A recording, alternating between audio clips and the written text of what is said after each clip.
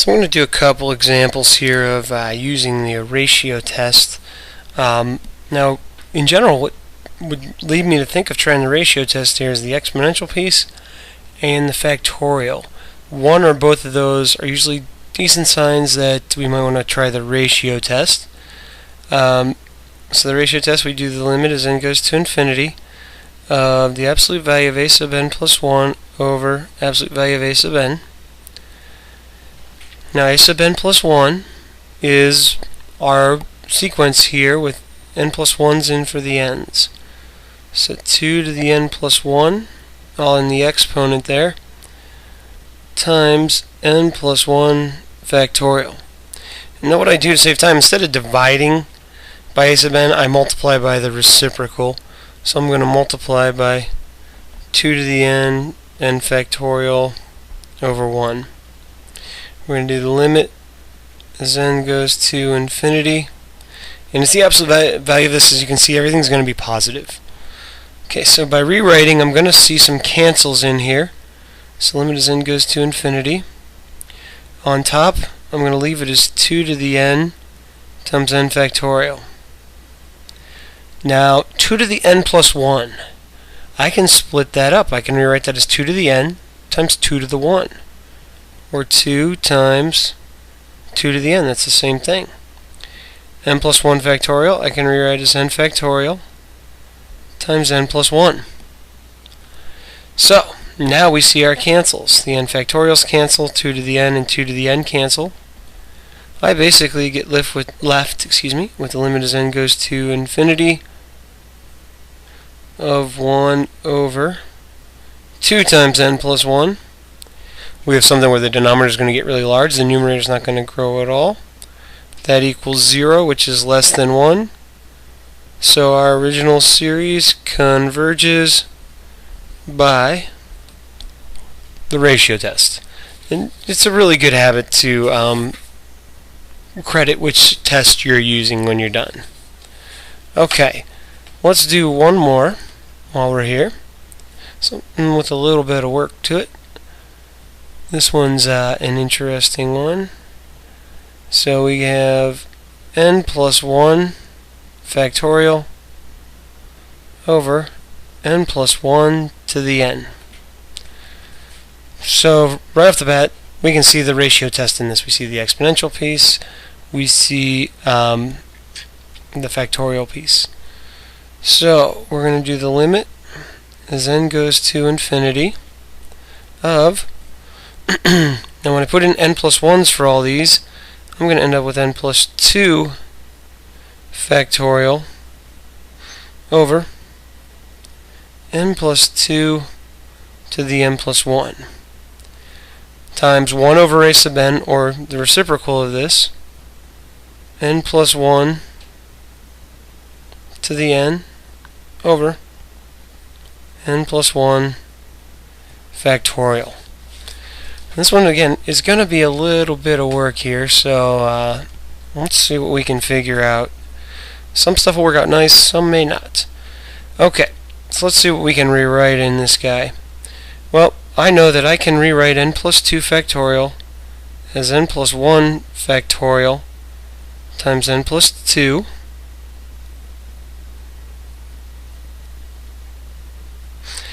And what else do we know? We have this. I can actually rewrite this underneath here.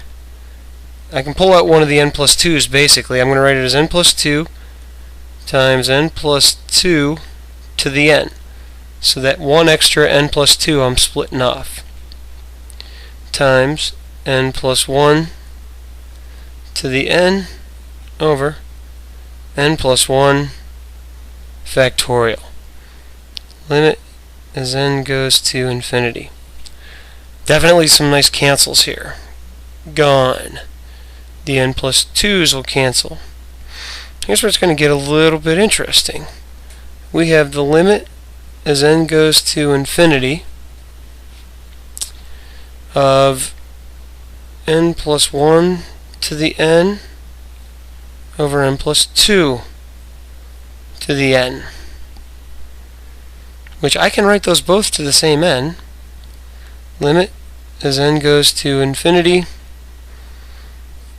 of n plus 1 over n plus 2 all to the n. I have, if we try and do the limit, I've got a 1 to the infinity case. This is a L'Hopital's. It's indeterminate. Now what we're going to do though is we're going to do it using logarithms, because I need to rearrange this stuff just a little bit, so let me get myself some more room. So I'm going to do the limit and then we'll come back to this and see what we have. So we're trying to we're basically saying we're looking for the limit L, which is the limit as n goes to infinity of n plus 2 over n plus 1. Make sure I got that the right direction. I do not. N plus 1 over n plus 2 to the n. So what I'm going to do is I'm going to do a natural log on both sides. Now I can pull the limit out of the natural log, and it's essentially the right hand side I want to concentrate on. Because what happens now is I'm taking the limit as n goes to infinity, and this allows me to pull the n out in front. N times ln n plus 1 over n plus 2. So now I have an infinity times 0 case. I need to write it as infinity over infinity or 0 over 0. Easiest probably is going to be to rewrite this as a 0 over 0, because I think it's going to make our lives easier when we go to do our derivative. So I've got limit as n goes to infinity of n, so I'm going to rewrite this as ln of n plus 1 over n plus 2 over 1 over n. Same exact thing, but now I've got an infinity, sorry, not infinity over infinity, a 0 over 0 case. Now we'll be able to apply L'Hopital's rule, but before I do, I want to make this thing a little easier to deal with. I'm going to use a property of logs here. So we have the limit as n goes to infinity. I'm going to rewrite that as ln of n plus 1 minus ln of n plus 2. Save us some time on the derivative. 1 over n. Now I'm going to apply L'Hopital's. I like to put an h there to remind myself that's what I did. So I've got the limit as n goes to infinity. On top, I'm going to have 1 over n plus 1 minus 1 over n plus 2. Very nice.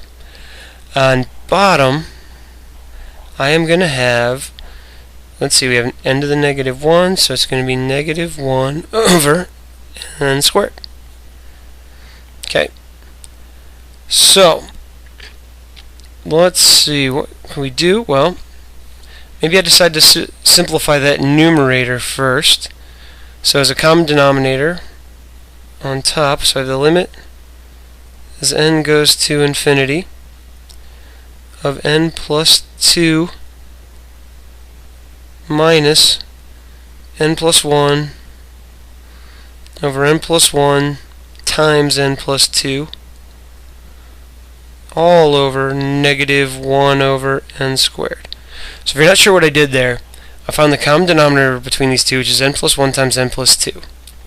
This one will become n plus 2 over the common denominator, this one will become n plus 1, and that's where that numerator came from.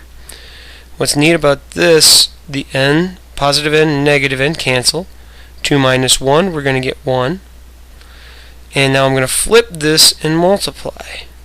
So when all's said and done, kind of combining some steps just to, because I know this video is getting a little long, this simplifies down to just a positive 1. And I'm going to flip the denominator and multiply. So n squared times 1, so I get a negative n squared over n plus 1 times n plus 2. That negative is actually quite important. So when I take this limit, I'm not going to use L'Hopital's again, but hopefully you're seeing it. I've got an n squared over an n squared. They're going to grow at about the same rate. So it's going to go to -1. Now my limit is not -1. Remember back up here. ln of L is -1. So I know that the natural log of my limit is -1, so my limit is e to the -1. It's right there where you can see it, because that's greater than 0. But it's less than 1. So I come back to here. This is equal to e to the -1 or 1 over e, which is less than 1. So our series is in fact convergent by the ratio test. And we are done.